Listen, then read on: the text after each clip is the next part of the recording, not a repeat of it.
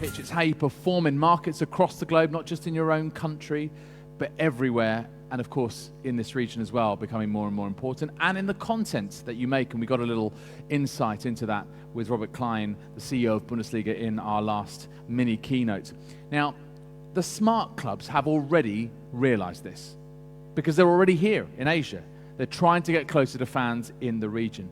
And the 4 clubs that we're about to bring on stage are amongst the sharpest operators in the business. They can tell us about the challenges and the opportunities, what specifically they are looking for, and indeed, they might even know whether they could be joined by some of their rivals here soon, and that will be fascinating to watch. This next session is about European clubs with presence in Asia. So please welcome to the stage a very charming man to moderate this session, Roshan Narayan, TV host for Astro, and our speakers, Sebastien Wasels, Managing Director Asia Pacific for PSG, Jordi Camps, Managing Director APAC HQ for FC Barcelona, Hadrien Perazzini, Director APAC for Arsenal, and Suresh Letchmanan, Managing Director Asia Pacific for Borussia Dortmund. Ladies and gentlemen, please give them a warm round of applause.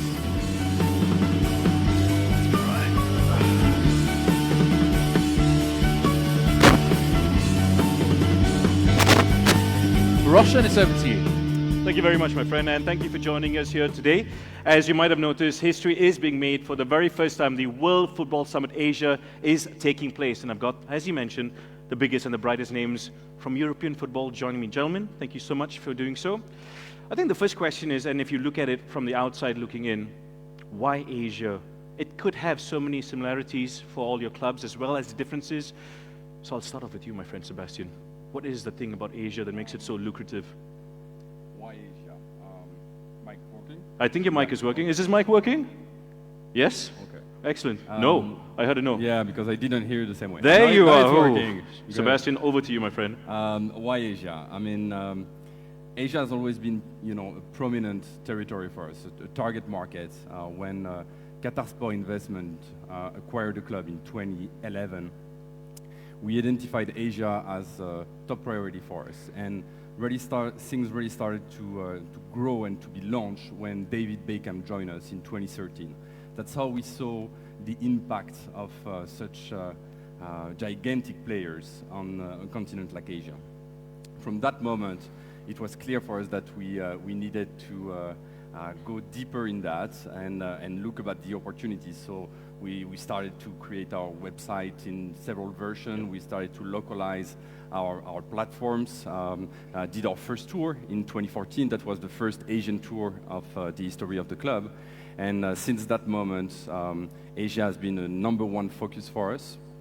We took a next step last year by creating our Asia Pacific office in Singapore, followed by 2 branches in Shanghai and Tokyo to be on the ground and be in direct contact with our fans and our partners. Yep. And now we count more than 25% of our fans in Asia. So it's a blossoming continent for us. We did a tour last year in Singapore and in China. We're gonna announce a tour next summer. So it's very important. And to conclude on this, what is key from Paris Saint-Germain perspective is all our brand strategy is based around Paris. Yep. Is based around the fact that we are the only representative football club of the city of Paris. We bear the name Paris. We have the Eiffel Tower in our logo. And that is a unique case in Europe. I mean, you look at England, they have 7 clubs. In most of the European cities, they have at least 2 clubs. And that gives us an opportunity to go beyond just the football. Yep. And that's why we have been trying to go in all the symbolics that are usually associated and traditionally associated with Paris. From gastronomy to fashion, culture. So we're trying to go just beyond the sport and trying to present the club, as the representative of Paris, because Paris is obviously a brand and a city that makes people dream all over the world. I remember David Beckham making his debut 2013, I believe, right? Yep. It was against Marseille. Yeah. If I remember, I was there. I think Zlatan scored the winning goal against Marseille, if I remember. Yeah, Zlatan scored a brilliant goal and had a big fight with Joey Barton. Yes. And you do remember well. Let's stay away from good old Joey. Everybody got trouble with Joey Barton anyway. So. But Jordi, for yourself, Barcelona in Asia? Well, first of all, thanks for having us in here today. For us, it's an honor to be here to represent Barca in here. Second, our relationship with Asia in general started long time ago when we played against Sao Paulo in Japan in 1992 with the Stoikov and the Dream Team at that time.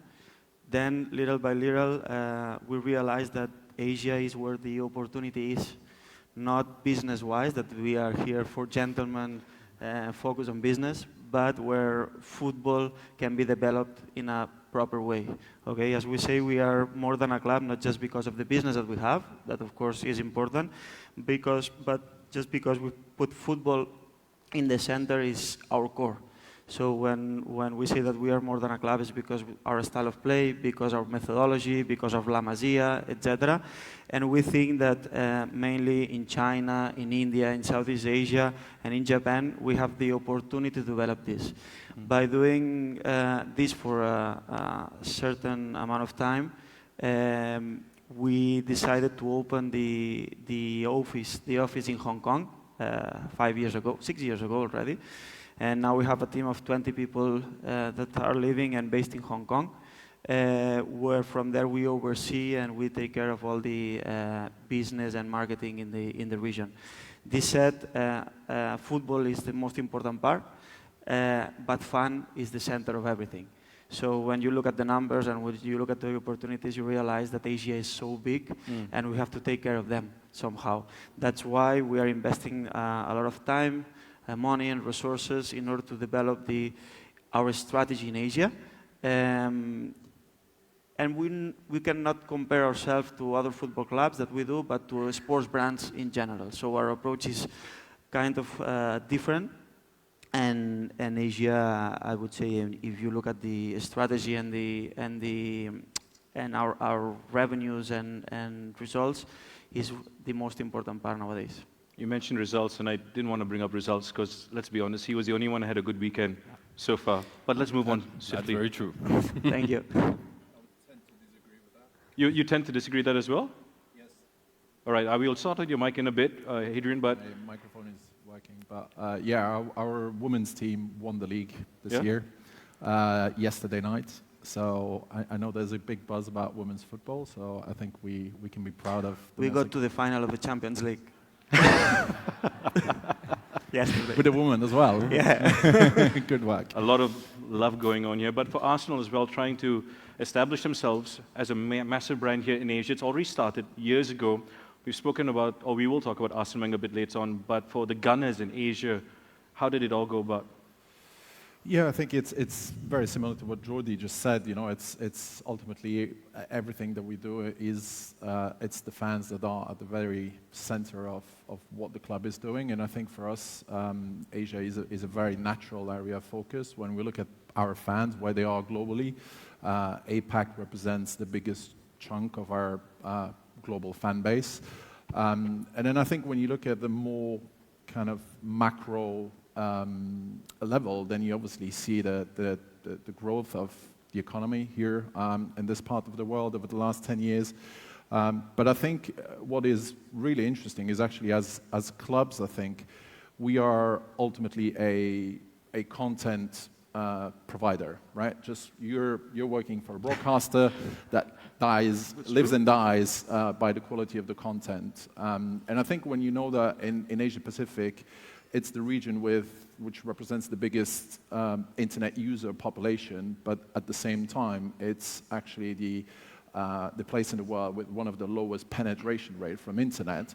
That gives you a good sense of what the opportunity is from a fan engagement perspective and from a content perspective. So I think those are a couple of reasons why we are in Asia. We opened an office 5.5 years ago. I think we were one of the first ones to actually do that and get some feet on the ground. And that's really just to make sure that we can actually run our business and engage with fan in a much more localized and closer way. For yourself, Suresh? Firstly, thank you for having me here as well. 2014 was the catalyst for Borussia Dortmund. I think we had 6 players that represented the German national team that won the World Cup. So very privileged to have 6 players that donned the black and yellow color. Primarily, the main emphasis for us to be based in Asia, we had our main partner, Evonik, that was had its presence in Southeast Asia, or at least Asia Pacific. Puma, as our kit partner, they had an office in Asia, primarily also in Singapore and Hong Kong. The Bundesliga had its presence in Asia, so it was a nice marriage with all the relevant individuals and companies that are based there. But I think as a whole, Dortmund, being such a unique brand and such a unique club, it resonates with especially with Japan and with Shinji Kagawa, that started everything for us. Asia was a gateway for us, going to the different markets in Southeast Asia. We played in 2015. Here in Malaysia, we had a game against JDT. That was a few years ago. Yeah, that was in 2015. And it was nice for us. It was a culture shock for most of us, actually, Yeah. especially for the team. Traveling from Singapore and then via Lakin straight across the causeway into Johor. But it was important for us to be seen, to be present. I mean, we have a strategy. The immediate importance for us was, firstly, to be visible, secondly, to be hot, and thirdly, to be loved. So that's the strategy that we have in place. And it's ever growing now. We have presence now in China. We've got a team of 6 in China. We've had 3 pre-season tours in Asia already. We have successful partnerships in and around Asia. We've got a unique partnership also in Mongolia. So I think generally Asia is very important for us. We want to be present here. We want to grow the fan base. We are also very successful with the respective organizations and companies that we have that present, especially in these markets. But it's a long way for us to go, and we are happy to keep and maintain the relationship here in Asia. Well, let's talk about China, because we can say Asia, it's such a loose term. But focusing on China, is that something that is now in the job scope for each and every one of you? Yeah, I mean, as far as we are concerned, China is probably the most strategic and important country. That's also why, in Asia, that's also why we decided very quickly after the opening of our HQ in Singapore to open a branch in Shanghai. That's why we decided to do our first Asian tour there. Actually, one of the first foreign language version of website that we created after the acquisition of Paris Saint-Germain by QSI to directly address our fan base. And we have developed several opportunities in China that goes a little bit beyond the football, just like as I mentioned earlier. For instance, we've been very pioneer in esports, as you might have heard, creating several teams in several competition and sport. And we made an association with a Dota 2 team. I remember a meeting when I was presenting to some of the sales force about the Paris Saint-Germain project. Some of them told me that some of the Dota 2 players were more famous than some of our footballers. You'd be surprised. Yeah, that is absolutely crazy. I mean, our Dota 2 team, the players have multiple millions followers. We were last year, we did the International, which is the biggest tournament on esports, with a 26 million prize money, and we ended up in final. The game was in Vancouver, so which is absolutely not China convenient in terms of time broadcast, but we had more than 20 million people following the event. So so we are investing in esports, investing in digital, just like Jordi mentioned. Obviously, the will for the China government to organize the World Cup and develop football is something that is the core of the way we address China also, because we have a long-lasting tradition at Paris Saint-Germain to develop players. So we want the Chinese to benefit from it. And we also recently recruited, we are talking about women football, Weng Cheng, which has been awarded the best female Asian player, and she's Chinese. And just to give you an instance, the most, we're talking content also, the most viewed content for Paris Saint-Germain so far, even with Zlatan and Neymar and Mbappe, was the arrival of David Beckham. The second most watched content was the content we created with this female player. So that gives you an idea of this impact. So yeah, China is core to our strategy. As for you, from Barcelona to Beijing, what does that route look like? So China is a strategic market, of course. I think we all agree on that in the stage and in the audience. But the tricky thing is how to do the things feasible and how to make it work. No? So China has a dream and a goal that they want to become one of the most important countries in terms of football, and we want to help them on that. Being as humble as possible, we think that we can help them in the development of football in the region, and by doing so, how we do this is we have, sorry for that, we have 5 academies where we try to teach the kids with our methodology. It's a permanent course, so it's not just a camp or clinic that we do 2 weeks every 6 months. So our coaches are living in there. We have 7 Catalan coaches living in China. Of course, we have commercial partners. The kids that we have in China are now more than 2,000 kids playing our football and our methodology. And recently, we opened the first ever museum outside Spain. So we have a museum and an experience that I invite all of you to go in Haikou, in the island of Hainan. And we have our museum, we have our store, and we have our Barça Academy Pro. So it's not just how to teach the methodology and the values of Barça, but how we can approach the kids in a more talented way. Of course, in terms of marketing, digital, Sebastien was saying, we cannot do the things from, in our case, from Barcelona or from Europe. It doesn't make sense at all. That's why we have the team in Hong Kong. That's why we have the local agencies in charge of our communication, digital strategy, marketing strategy. We are all in here Western. It's kind of weird to talk about Asia being Westerns.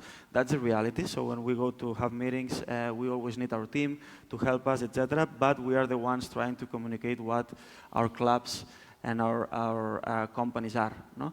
And I think China appreciates a lot what we are doing for them, as the same way we are appreciating what they are doing for us.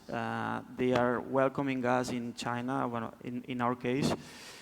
How they treat us is amazing, from the government relationships to the business, commercial partners, broadcasters, agencies. Everybody is treating us very well.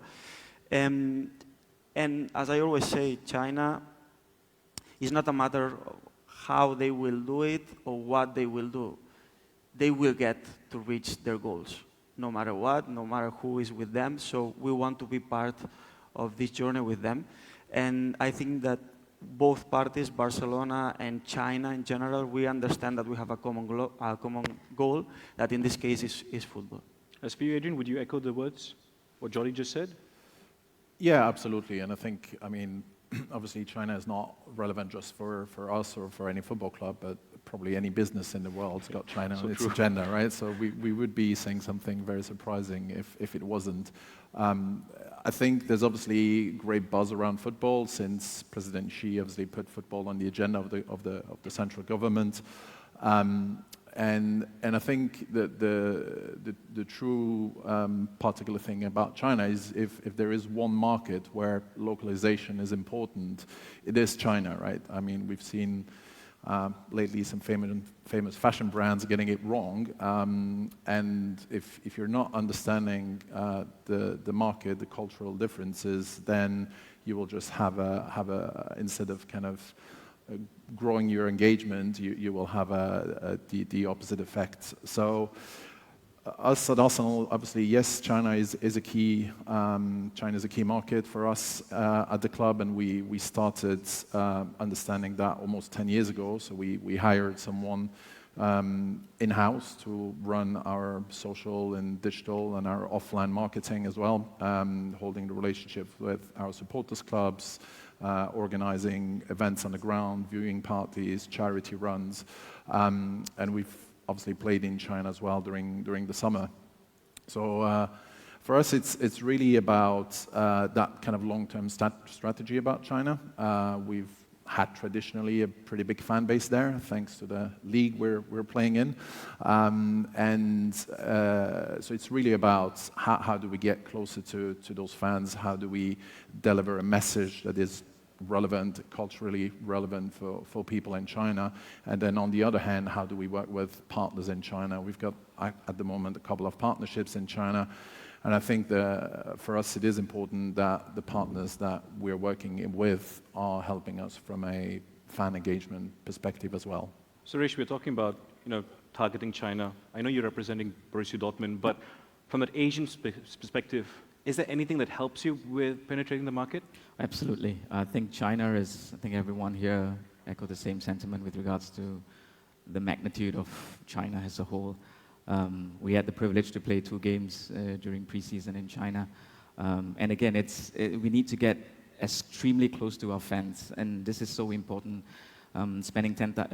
taking the flight 10,000 miles to China and being extremely intimate with them.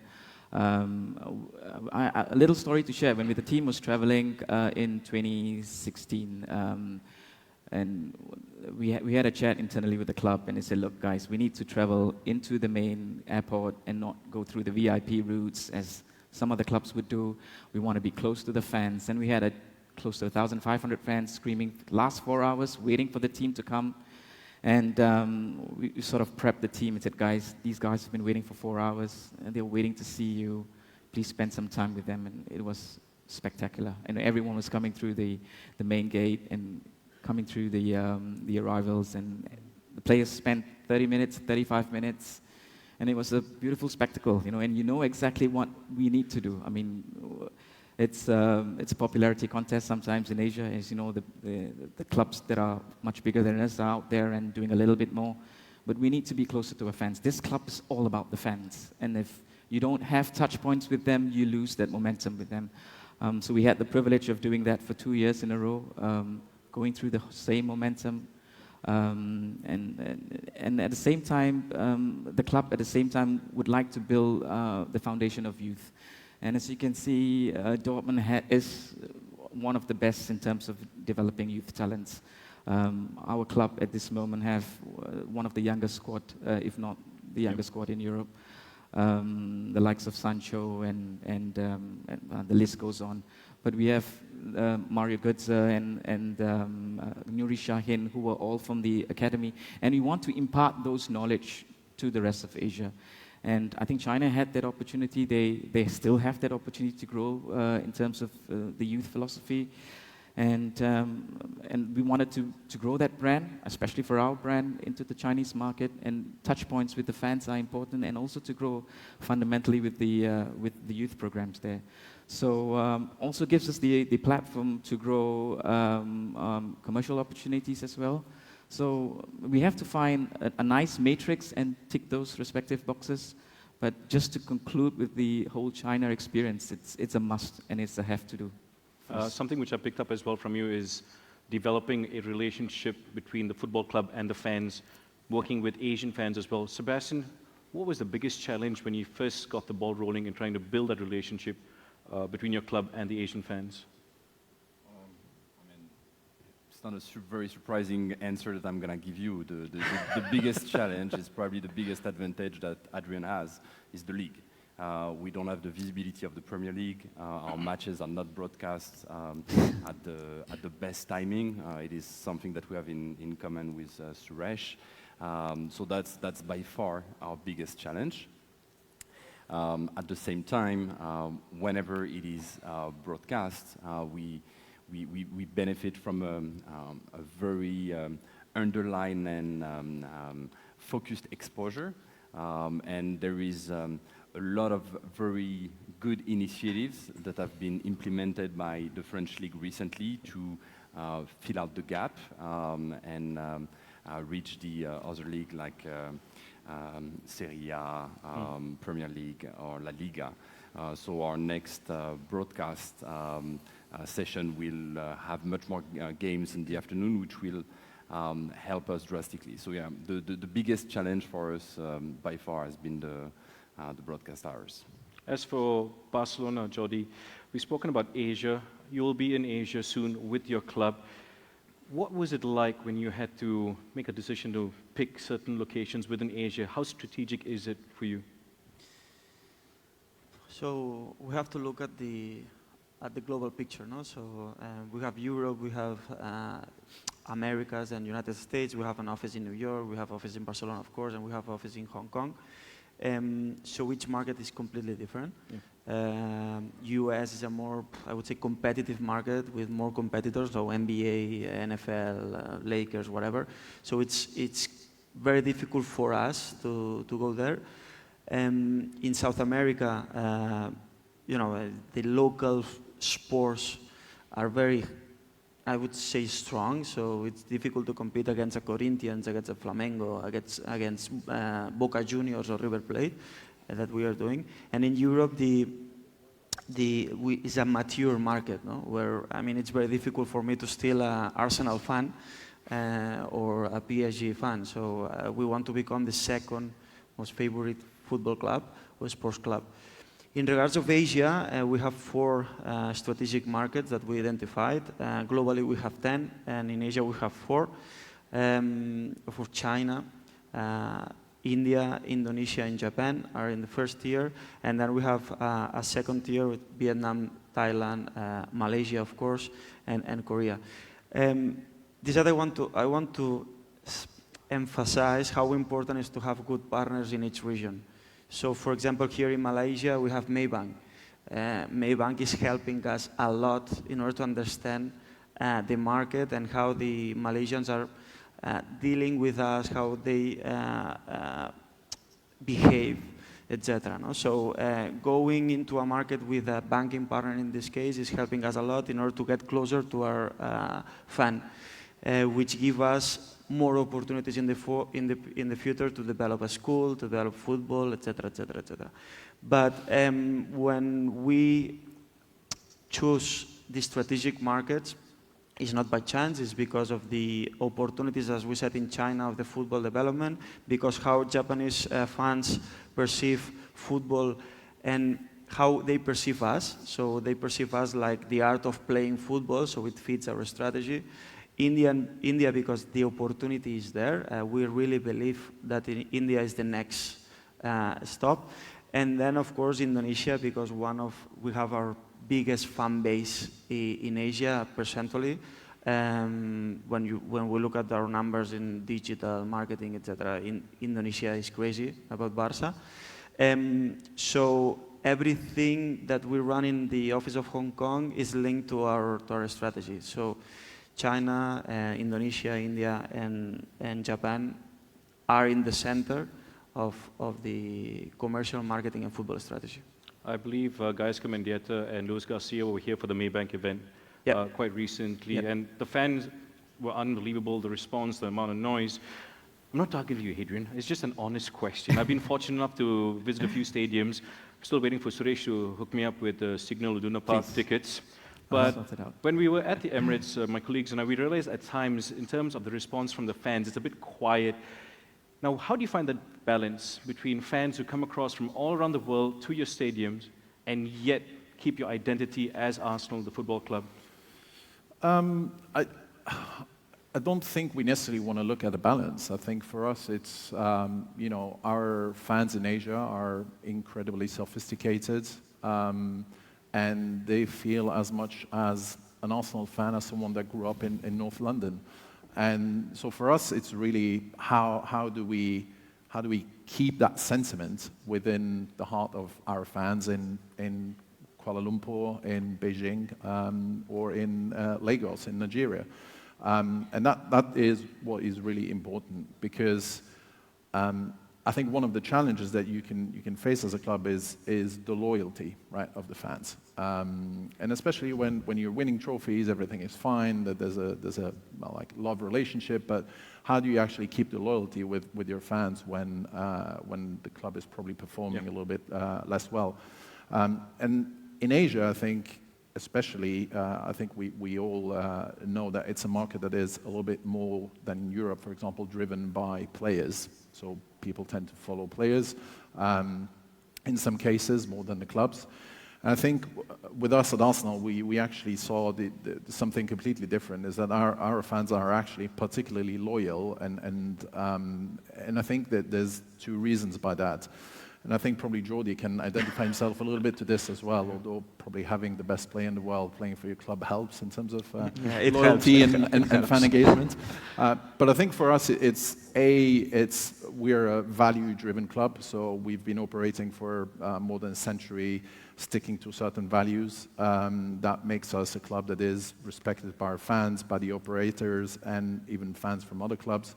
And this is one thing. And the other thing is really the long-term strategy that we had for Asia over the last 10 years. So, Summer Tours are part of that. So we played in 8 different countries in APAC over the last 10 years, including Malaysia a couple of times. And then it goes down to the localization. And for me, to grab that engagement and keep working on the loyalty, it's really not about what you're doing, but it's how you're doing it, right? So, putting content streams out there is easy, but are you making it relevant for the local people?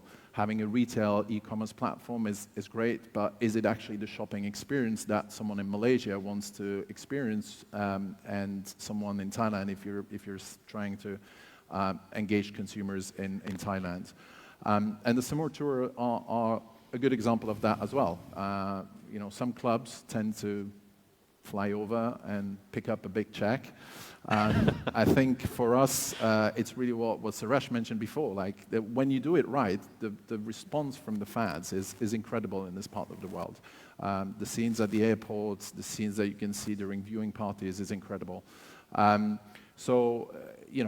we fly the whole team around to Singapore, like for example last summer, we create a lot of activations for our fans. We're launching partnerships, we're launching kits for every kind of stakeholders, and we fairly often have fans from other clubs coming to our events and saying that we come to take pictures with Arsenal legends because our club didn't organize anything. It's not very comfortable. So, going back to your initial question, it is really, it's not kind of, we don't really want to find the right balance. We think that actually, yes, we are a London-based football club, and that will never change, but we want to make sure that our fans based around the world feel as close as possible to the club, because ultimately, and I think it's the case for everyone, 95-99% of our fans will probably never make it to Emirates Stadium. So how do you make these people feel as much part of the club than someone that grew up in North London is the key question. That is fantastic. I do apologize if you heard a voice. That's my alter ego talking without the mic. But Suresh, the question about merchandising is something very important because, dare I say, the Dortmund colors, black and yellow, is something that really resonates here in Malaysia, our national colors for our national team. Yeah. How big a thing is merchandising now in Dortmund? Because if I remember, prior to Puma, there wasn't much you could purchase a Dortmund jersey, because I was looking for it, couldn't find it. And then Puma came about, we spoke about Marco Reus when he was in town, so merchandising is the key now? Absolutely. We need to export that adrenaline in terms of the colors of the black and yellow into Asia. I think predominantly, if you look in Asia as a whole, the color yellow is very significant. Sometimes it represents gold, it represents royalty. So black and yellow does resonate very well with us. I think there's probably 1 or 2 other clubs in Europe do play in a yellow strip, Villarreal, and I think it's Watford in the Premier League. But black and yellow as a whole for us, it's we never change our colors. And it's something that's in our ethos, and we'll manage it as much as we can in terms of exporting that black and yellow into Asia. Merchandising, it's one of the key fundamentals for us. The more black and yellow you see on the streets, the more that your visibility of the club is. Whatever that you purchase from the merchandising department or from the club, it goes back to the club. You are subconsciously supporting the club in that aspect. So We are doing a lot more online, especially working very closely with Puma. We have a licensed partner as well in Thailand that we were doing non-branded BVB merchandise. And it's also nice to see the black and yellow for a change. You know, it's always red, blue, black, red and blue sometimes, but black and yellow, it's pretty. You could use the shirt to go to the cinema for a change. Yeah. But that's what we want to do, and we are trying to do as much as we can to export merchandise a lot here into Asia. As for you, Sebastian, you were mentioning the whole e-games platform. That is a thing you can't run away from. It is here. It's here to stay. I remember finding out the prize money in certain tournaments was you're looking at about 20 million US for a 16-year-old. I think I'm in the wrong job. Yeah, me too. But how do we enhance that at the same time we promote the PSG brand? I mean, for us, it's a way to address the younger generation. It's the esport players and all their fans are extremely young at the moment, extremely captive, and passionate about what they do. And you know, we were discussing about you know, the strategy. I mean, all these clubs have been in Asia for 10 years. We've been here 1 year. Our project is 7 years old. So it was absolutely key for us when we decided about the brand strategy and how we would approach to become a global brand, to go quick and to invest drastically in the new means and the new opportunities. And digital was obviously one that was key, and that you have to put that in perspective also, but the broadcast hours, as I said, so digital was absolutely key. And all the other aspects, all the other components, like esport was something that we saw that, okay, maybe that's something that we don't have to fill out a gap that, you know, the guys took market share for the last 10 years. And that's why we invested a lot in terms of resource and time in esport. We have the Dota 2 team that I talked earlier. We did a fan event in Jakarta that we call This is Paris in Jakarta, and we're gonna reproduce it in other countries, during which we announced a partnership with RRQ, which is a brand that carries a Mobile Legend team, which is the most played game in Indonesia. So the way we make the connection with the club is that we give opportunity to, first of all, they wear our Paris Saint-Germain outfit when they are on tournament. They come on a regular basis to the stadium, and we use their digital audience and followers, and their very high presence to pass the message of the club, to reach to our local fan, to organize meet and greet with them, and to create this connection with the club and with the football, which is at the end what we are. And we do the same thing for all our lifestyle engagement, all our gastronomy engagement, which goes, again, a little bit beyond the football, but is also a core part of the Paris Saint-Germain project, which is, we believe, a little bit different. Well, we talked about connection and the love affair with PSG and the fans. Strategically, life without Messi, is Barcelona planning for it? No. And how will it affect? No, not at all. No, I think Messi is not gonna retire soon. At least we can enjoy him playing for a while, 3, 4, 5 more years. I mean, depends on him, honestly. But of course, we are working the after Messi's era, because we have to, because our club has, I mean, is 120 years old. We had Kubala, we had Cruyff, we had Maradona, we had Ronaldinho, and now we have Messi. So for sure, Barca will remain. Lately, we had to say goodbye to Xavi, to Iniesta, to Puyol, and the club is still there. We are now in the semifinals. We won the La Liga 2 days ago. So it's going to be difficult because for me, at least, and for the club, Messi is the most talented and most, I mean, the best player in the world by far. It's like more or less when you cannot see Chicago Bulls without Michael Jordan, or you cannot see tennis without Roger Federer. No? So for us, Messi is the reference. But having said this, we are a club, and we are so the values that define us is teamwork is one of them. No? So Messi represents that as well. Now he's the captain, representing this. But our 4 captains, they came from La Masia, 4 of them. So we will have a good Barca after Messi, if that comes. We are now planning and building the pillars and the base for if this happens. That, again, is not going to happen soon. And we have very exciting and challenging projects behind us. So ahead us, we have a new stadium, we have summer tours, we have new players coming, we have the B2C strategy coming. So how we can change the mindset of a football club, no, from the B2B to the B2C, with digital, with merchandising, with experiences all around the world, not only in Camp Nou or in Barcelona. That, as Hadrien said, only 3% of our fans go to our stadium. So what about the 97% left? So we have to do something for them. Yep. So it's gonna be tricky, difficult, but we will get through it. Sorry, my friend, I had to do that to you. We're running out of time, gentlemen, so just 2 more questions and we'll be done here. We've spoken about Messi and what he is to Barcelona.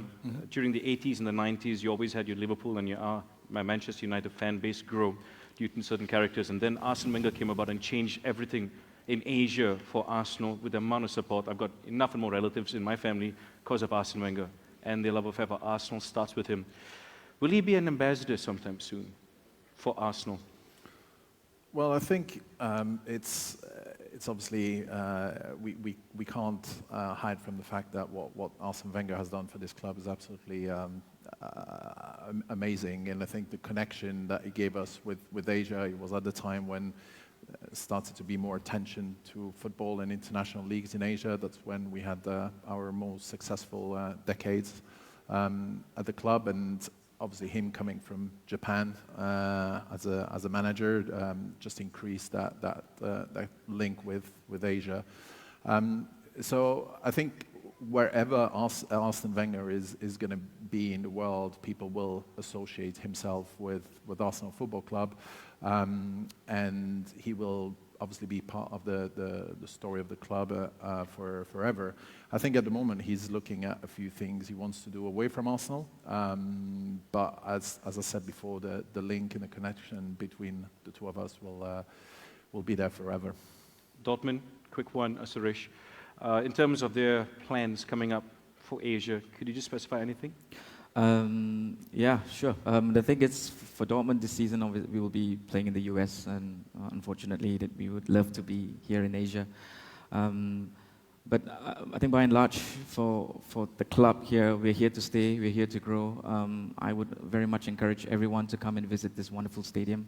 25,000 stands on the south stand. It's goosebumps, and it's the closeness between the people, the fans and the club, it's ever prevalent. And that's what all my learned colleagues here said, we have to export that adrenaline here into Asia. It's never easy. You have to be there, you have to see to believe it. Sometimes that you lose the touch points when they are here, because it's a different feeling altogether than going to the Signal Iduna Park and watching the match. But at some stage, we have to get the team to come here. That's what we are aiming to do, and I hope that we will be here. And that's my personal vision and dream, to have the team back here in Asia, hopefully in Southeast Asia. Keep the same team again. That's another hope that we would like to have. Yeah, and look, at the end of the day, Dortmund stands for what it is. I mean, we're a club full of talent. We have the youth. The adrenaline, it's ever buzzing. It doesn't matter if we win, lose, or draw. The team gets very close to each other. The players are very close with their partners, with their fans, with the media. And we want to continue doing this here in Asia. And I think the platform and the stage is set for us. And you will see Dortmund at its magnificent level in time to come. All right, gentlemen, it's been an absolute pleasure. Thank you so much for joining us. Thank you. It's time for us to head off stage and hand it over to the man with the plan and the mic. Over to you, my friend. Ladies and gentlemen, a round of applause for this last round table. Thank you very much indeed.